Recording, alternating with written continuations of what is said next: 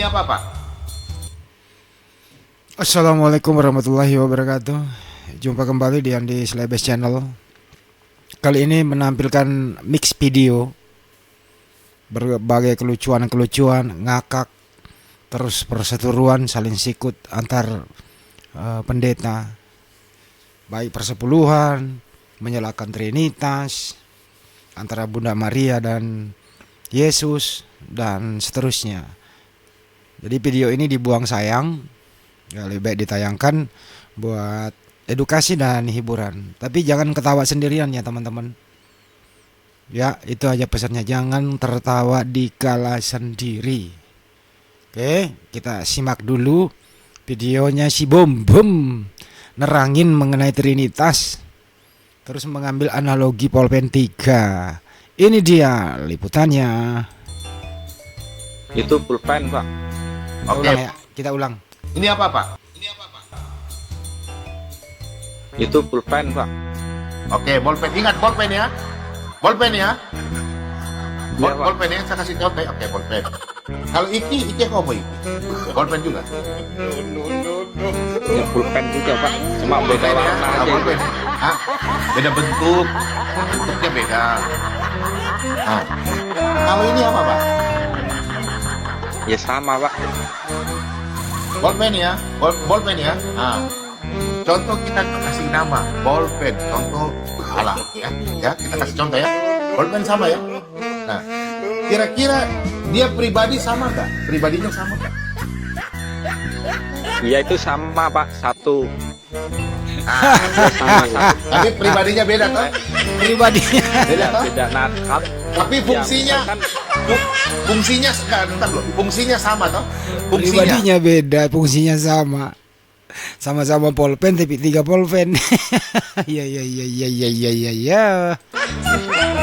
Sama, Pak. Untuk Fungsinya. tulis juga, Nah, Pak. untuk menulis. Nah, begitu pula juga. Alah. Ini bolpen. Tapi Hai. dengar dulu nah, dengar. Ini firman. Contoh ini firman. Ini Roh Kudus. Ini Allah Bapa. Dia fungsinya bolpen. Allah. Allah punya firman, Roh Kudus. 3 pribadi yang beda, tapi Allah hakikatnya Allah. Ini apa, Pak? Hai. Ya, gitulah si Bom Bom nerangin Trinitasnya, alat peraganya pulpen. Bingung dia sendiri gitu loh. Yang jelas ada pulpen 3. Ya fungsinya untuk menulis. Gitu loh, tapi masing-masing pulpen itu jumlahnya 3. Ya kalau dianalogikan Tuhanmu ya Tuhanmu 3. Bom si Bom Bom. Ada-ada aja lu. Kita simak lagi teman-teman, ini dia ya. Sama nih temannya juga nih. Risuli Lubis kayaknya nih. Ya, kita simak. Ini Allah Bapa, ini Allah Anak, ini Allah Roh Kudus. Ketiganya ini satu kesatuan. Tapi tidak boleh dipisah-pisahkan. Tapi tidak boleh juga jadi esa begini. Harus Allah Bapa, Allah Anak, Allah Roh Kudus. Tapi juga tidak boleh dijadikan satu begini. Tidak boleh juga dijadiin satu. Diulang dikit ya. Coba ya, coba. Tidak boleh dipisah-pisahkan. Tapi tidak boleh juga jadi esa begini. Harus Allah Bapa, Allah Anak, Allah Roh Kudus. Tapi juga tidak boleh dijadikan satu begini. Nggak boleh, dia harus Allah Bapa, Allah Anak, Allah Roh Kudus. Nempel-nempel, saudara. Ini Allah Bapa. Nempel. Risoli Lubis. Itulah menjelaskan Trinitas. Bingung kan? Bingung. Ya udahlah, nggak apa-apa lah ya teman-teman. Ini buat hiburan-hiburan saja sih. Ya video ini kan dibuang sayang gitu ya. Kita simak lagi nih berikut ini. Kira-kira apa ya? Simak. Tua mana antara Maria dengan Yesus? Yesus itu secara batin ya bang, secara batin itu lebih ke Maria. Tapi kan di Fisioterapi, pingin rasanya aku peluk kau tuh Kiman, habis itu aku buang ke laut. Apa sih kau ini? Duluan mana yang melahirkan dengan yang dilahirkan? Duluan yang melahirkan. Tua yang mana? Yang mana yang lebih tua? Yang melahirkan atau yang dilahirkan? Coba jawab. Dia adalah alfa dan omega. Itu bukan sedang bahasan kita. Itu doktrin gereja. Itu doktrin. Ini sekarang kita berbicara mengenai logika sehat. Logika sehat sedang berbicara, bukan iman. Ini logika sehat. Saya ulang. Tua mana yang melahirkan dibandingkan yang dilahirkan? Jawab. Yang melahirkan. Yang mana yang melahirkan? Maria atau Yesus? Yesus. Yesus. Coba coba diulang. Enggak benar nih, masa Yesus yang melahirkan? Coba diulang ya. Coba. Yang melahirkan Maria atau Yesus? Yesus. Masa Yesus yang melahirkan? Coba ulang lagi. Mana yang melahirkan dibandingkan yang dilahirkan? Jawab. Yang melahirkan. Yang mana yang melahirkan? Maria atau Yesus? Yesus.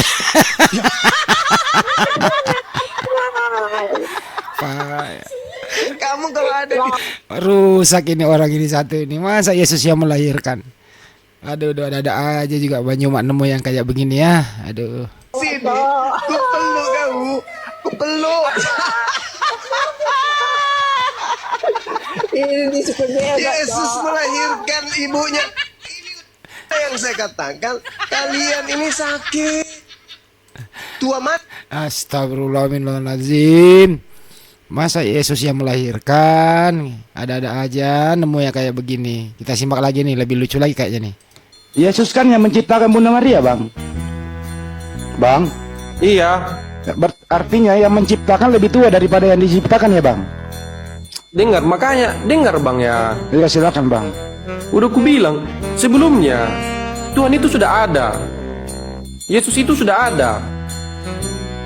Jauh sebelum Bunda Maria ada, Tuhan itu sudah ada. Berarti lebih tua Yesus daripada ibunya toh? Makanya dengarkan.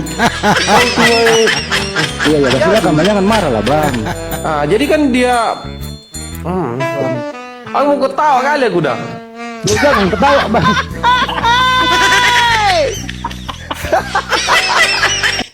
Aduh, capek deh, enggak apa-apa. Aduh, kok bisa ada begini ya.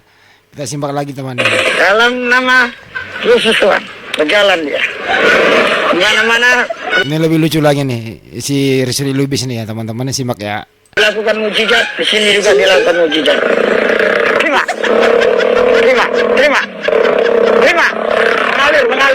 Mengalir. Mujizat. Kamu bisa jalan. Ayo. Bisa.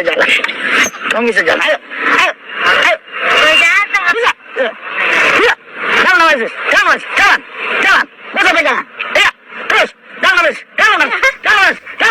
Tapi menurut informasi, ini temannya sendiri. Ini temannya sendiri gitu loh, pura-pura lumpuh gitu loh.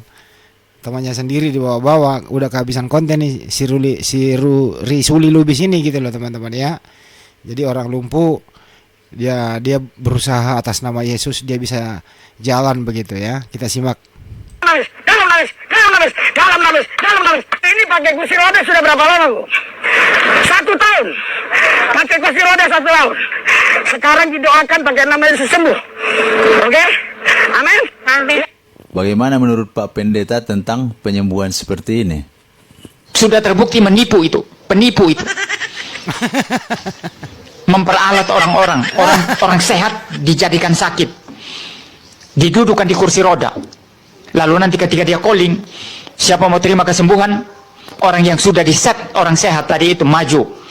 Seolah-olah sembuh, padahal memang sehat, tidak pernah sakit. Ini yang konter ini apa ini? Siapa? Pendeta MYM gitu ya. Ya bener kan, dari awal saya bilang itu pasti orang sehat dulu pura-pura sakit gitu. Ya mau diapalah, yang penting kan buat bikin sensasi supaya dia dianggap bisa ngobatin orang, ya datanglah pasien jadilah duit gitu. Aduh, bener-bener ya. Kita simak lagi deh video berikut ini ya, teman-teman. Oh, berarti Yesus itu manusia kan? Bukan. Makanya, bukan. Oh, jadi dia adalah Tuhan yang datang ke dunia ini sebagai manusia. Tidak bisa disingkat begitu, tidak bisa. Tidak bisa. Oh. Yang datang ke dunia ini sebagai manusia. Iya. Berarti manusia ya? Bukan. Aduh. Ulang lagi Pak Lamsin. Itu gimana, Opung? Nah, makanya Islam tidak akan bisa memahami. Islam tidak bisa memahami. Susah. Harus hilangkan dulu agama Islamnya baru mengerti, ya. Tapi jangan Itu Anda kan tidak Pak akan. Lamsin, saya ikuti. Anda ini tidak akan mengerti, ya. Sebagaimana Islam tidak akan bisa mengerti, ya. Tapi saya orang Kristen pasti langsung mengerti, ya. Jadi saya ulangi juga ya. Yesus adalah Tuhan yang datang ke dunia ini sebagai manusia. Oh, berarti Tuhan. Bukan. Bukan Tuhan. Adalah Tuhan. Ada ulang lagi sekali ya. Oh, berarti Yesus itu manusia kan? Bukan. Makanya, bukan. Oh, jadi Dia adalah Tuhan yang datang ke dunia ini sebagai manusia. Tidak bisa disingkat begitu, tidak bisa. Tidak bisa. Oh. Yang datang ke dunia ini sebagai manusia. Iya. Berarti manusia ya? Bukan. Aduh, Pak Lamsen. Ya mau diapalah, nggak apa-apa ya. Dan jelas nikmati video ini, saya mohon jangan ketawa sendiri ya teman-teman. Kita lanjut lagi nih. Nah, kalau ini agak serius kayaknya nih. Yesus tidak kemana-mana. Dia tetap tinggal di Ini Nazaret. agak kecil suaranya, nggak Dia apa-apa bikin ya. saja kalau begitu di Nazaret. Coba kita Menurut lihat saya suaranya dua hal. agak kecil Pertama, nih. sekolah. Kenapa agak kecil Kedua, nih suaranya nih? Dia sambil membantu mamanya Oh ya. karena kelihatannya Oh, bapaknya kecil masih suaranya muda. nih. Baik, kali ini kita akan mencoba untuk membahas kembali pertanyaan-pertanyaan yang ada di dalam buku ini. Setelah pertama kita sudah menjawab pertanyaan pertama, kita akan sekarang beralih ke pertanyaan ke. Ya. Sabar ya teman-teman ya. Ini. Terus Yohanes 20 ayat 30-31 memang masih banyak tanda lain dibuat Yesus di depan mata murid-muridnya yang tidak dicatat dalam kitab ini. Tapi semua yang tercantum di sini telah dicatat supaya kamu percaya bahwa Yesus Mesias Anak Allah. Jadi tujuan Alkitab ditulis bukan untuk memberitahu segala sesuatu tentang Yesus. Tujuannya memberi catatan supaya kita bisa percaya, dan itu cukup. Ya. Nah, tapi muncul pertanyaan, Yesus itu memang pergi kemana pada usia itu? Ini saya bahas panjang lebar ini. Tapi kesimpulan. Nah, nanti hari ini ya teman-teman live debat nanti. Tunggu rekamannya, saya akan setel nanti. Isra Soro ketemu Kok Donitan di Surabaya. Oke ya, kita simak dulu ini memori di tahun 2020 dulu kemarin nih. Saya adalah Yesus tidak kemana-mana. Dia tetap tinggal Menurut di Pak Nazaret. Isra Soro Yesus sekolah katanya. Dia tetap tinggal di Nazaret. Pertama lihat Lukas 2:40. Anak itu bertambah besar menjadi kuat, penuh hikmat dan kasih karunia Allah ada padanya. Dia pulang bersama-sama ke Nazaret dan dia tetap hidup dalam asuhan mereka. Dan Yesus makin bertambah besar. Jadi dari sini secara implisit Yesus besar di Nazaret. Karena itu dia dikenal sebagai Yesus dari Nazaret. Yesus orang Nazaret itu. Yesus orang Nazaret. Yesus orang Nazaret. Pasti karena dia memang besar di Nazaret. Memang Perhatikan Lukas audionya 4:16. kurang bagus Dia teman-teman. datang ke Nazaret tempat ia dibesarkan. Dan menurut kebiasaannya. Jadi ini pertanyaannya, Yesus kemana umur 13 sampai 29 tahun? Ini jawabannya Isra Soro. Pada hari Sabat masuk rumah ibadah. Berarti Yesus memang besar di Nazaret. Biasa pada hari Sabat ke rumah ibadat. Sabar ya. Berarti Tunggu memang momen Yesus tertentu. tidak kemana-mana. Dia bikin apa saja kalau begitu di Nazaret. Menurut saya dua hal. Pertama sekolah. Sekolah Yahudi. SD, SMA. Dia Ini dia nih. Tuh. Ya ini. SMP, SMA. Dia bersekolah. Pertama, dia sekolah mikra namanya. Umur 5 sampai 10 tahun. Itu belajar Taurat. Di tempat namanya Bet Haseper, rumah buku. Ini semacam SD. Habis itu masuk Misna. Itu Jadi menurut Isra Soro SD 5 sampai 10 tahun di SD. 10 sampai 12 tahun SMP. 12 sampai 19 tahun SMU. Wah, SMP-nya cepet nih 2 tahun doang. SMU-nya yang lama 7 tahun gitu ya. Ya kita lihat SCT-nya berapa tahun ya, coba lihat. umur 10 sampai 12. Ini semacam SMA.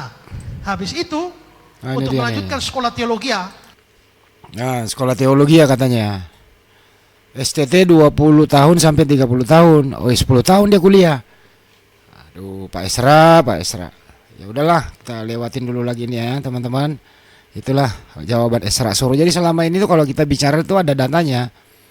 Gitu, teman-teman ya. Kita simak lagi nih. Tapi kita juga mengapa kalau memang hari Sabtu, kenapa kita kebaktian hari Minggu? Karena kita percaya bahwa Sabat Sabtu itu telah diganti menjadi Sabat Minggu, Sabat Kristen. Ya. Shalom saudara-saudara yang kekasih, bersama dengan saya Pendeta Ram Kenny. Kali ini kita akan melakukan pembahasan. Jadi menurut Esra Soro itu Sabat itu udah diganti menjadi hari Minggu gitu loh.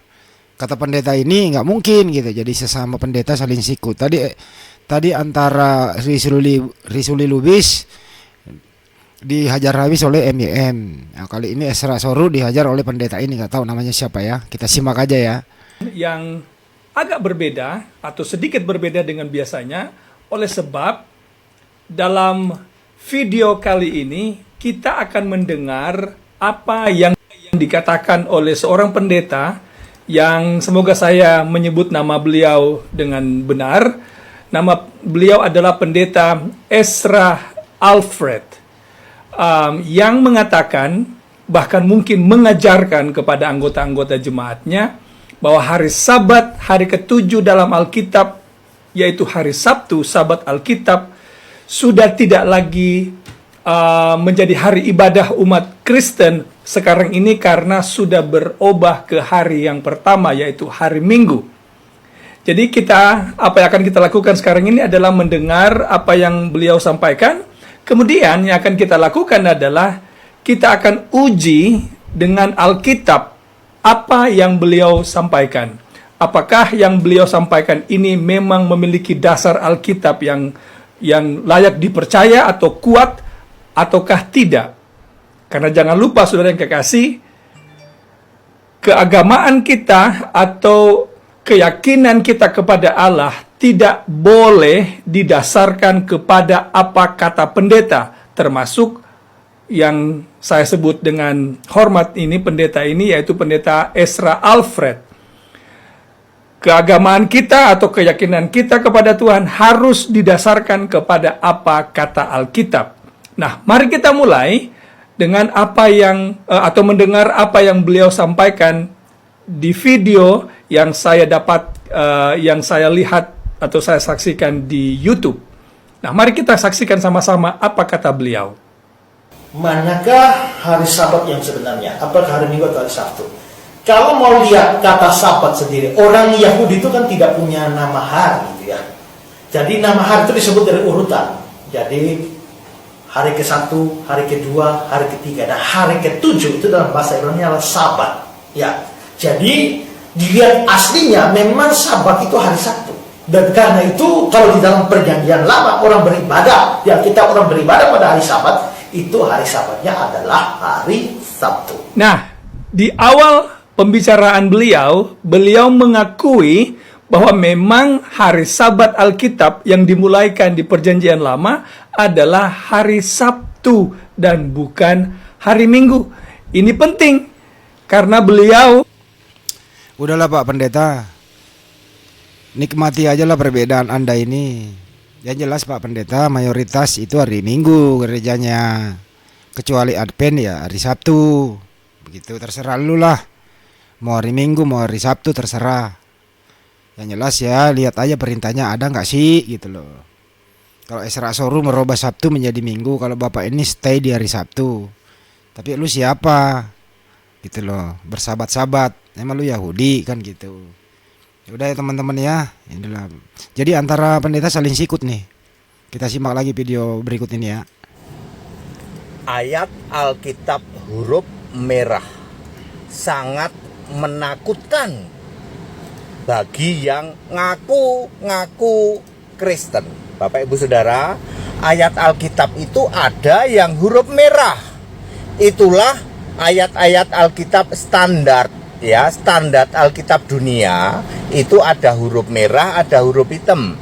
Ada ayat-ayat yang ditulis pakai huruf merah, ada yang ditulis pakai huruf hitam. Perhatikan kata-kata saya. Semua ayat yang ditulis pakai huruf merah adalah perkataan langsung Yesus. Selama Yesus itu masih di bumi di darat dan di langit tingkat 2 bumi. Saya ulang, selama Yesus itu masih di bumi di daratan tahun 1 sampai 33 Masehi, ya, dan Yesus itu ada di langit tingkat 2 di atas awan, maka semua perkataan langsung Yesus ditulis pakai huruf merah.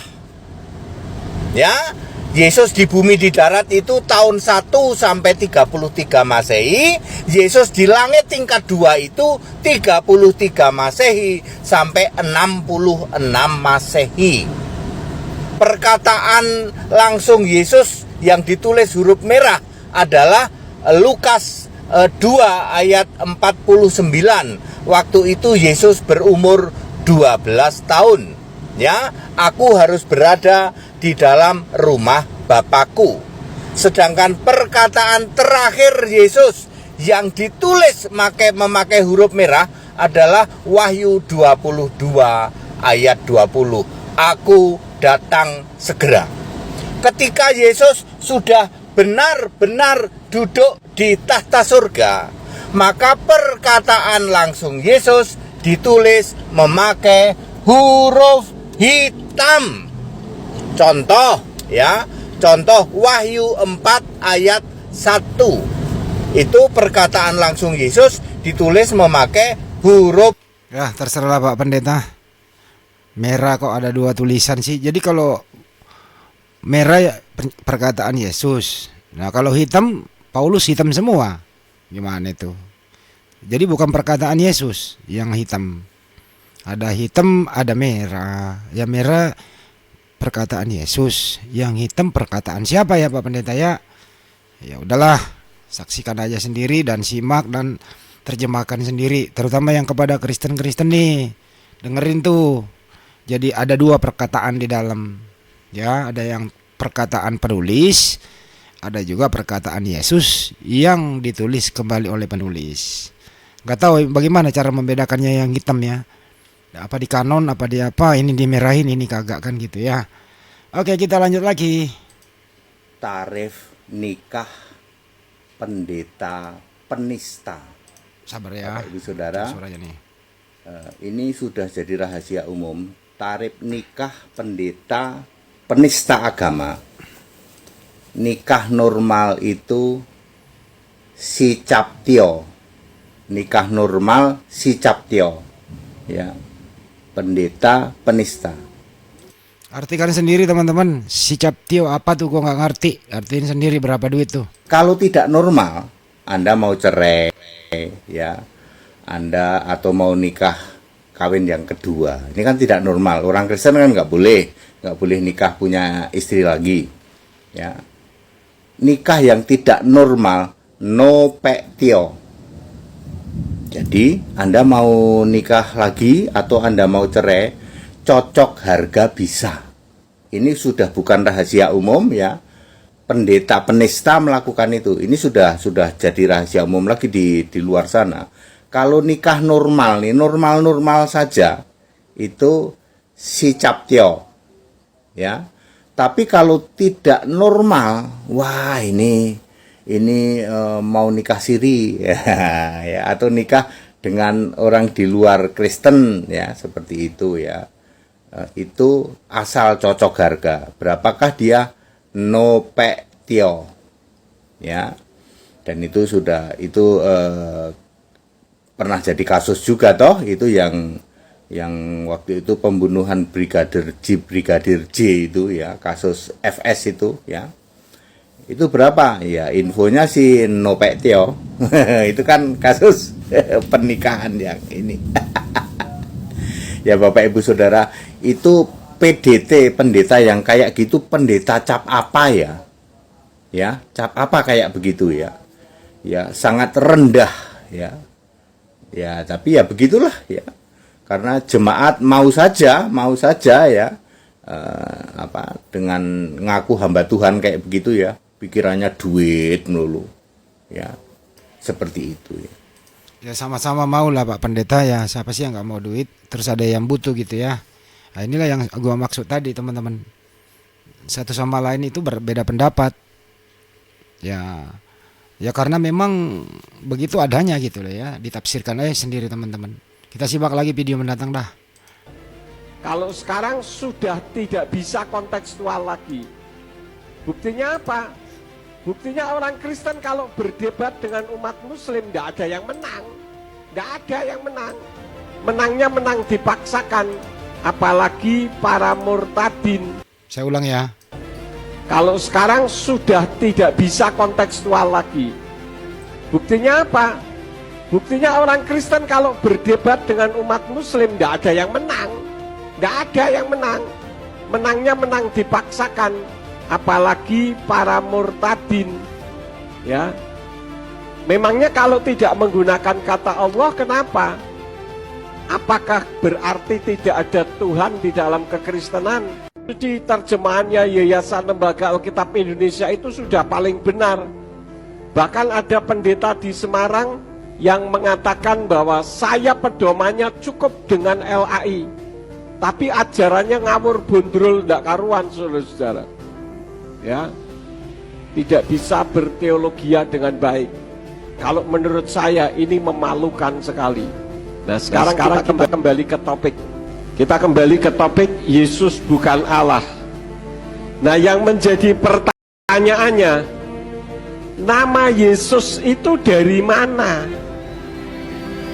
Nah, saudara-saudara, ini adalah huruf Yunani. Bunyinya Yesus Kristus. Di Indonesia jadi Yesus Kristus. Hurufnya seperti ini. Kenapa huruf Yunani jadi Yesus Kristus? Karena huruf Yunani tidak mengenal huruf YHW. Sama seperti huruf Arab tidak mengenal vokal E, sehingga di dalam kitab suci berbahasa Arab tidak ada nama Yahweh, adanya Yahwah. Ya udahlah Pak Pendeta, yang jelas mereka ini memang sulit untuk diedukasi gitu. Ini Pendeta Yakob Sulistyo tidak pakai LAI. Ya mereka memang sulit dibilangin Pak Pendeta, bahwa kalau bisa ya hilangkanlah istilah-istilah Islam di dalam terjemahan agar bisa mandiri, bisa punya jati diri gitu loh. Ya ini jangan niru-niru lah. Nah, ini memang sudah banyak sih pendeta yang menghimbau LAI supaya segera merevisi lagi lah TB2-nya itu gitu loh. TB3 ke 2024 sebelum terlambat kan gitu. Jadi kalau setiap diskusi sama mereka Pak Pendeta memang nggak ada yang bisa menang, cuman ngotot, marah-marah, hujat, kabur gitu. Kenapa ya mereka landasannya untuk diskusi itu ya terjemahan yang salah begitu ya kira-kira. Oke teman-teman semua, sekian dulu jumpa kita pada kesempatan kali ini. Mohon maaf ya kalau agak acak kadul, ya memang ini memang sengaja saya kumpulin buat hiburan. Jangan ketawa sendiri, ada juga edukasi di dalam supaya buat bekal kita diskusi sama mereka. Jadi kalau berbicara ada landasannya, kita nggak fitnah, kita nggak menghujat. Yang jelas ya kita tinggal mengutip, apa-apa yang mereka apa-apa yang mereka berikan atau video-video dia yang ada di media sosial kan begitu. Artinya ada dasar kita untuk berbicara. Berbeda dengan mereka. Mereka buat sendiri di karang-karang kemudian dijadikan serangan. Ya ketemu sama kita ya selesai dalam waktu cepat. Oke teman-teman, maaf kita sudahi dulu. Terima kasih buat semuanya. Maaf atas segala hilap. Sampai jumpa lagi. Salam sehat selalu. Wabillahi taufiq wal hidayah. Assalamualaikum warahmatullahi wabarakatuh.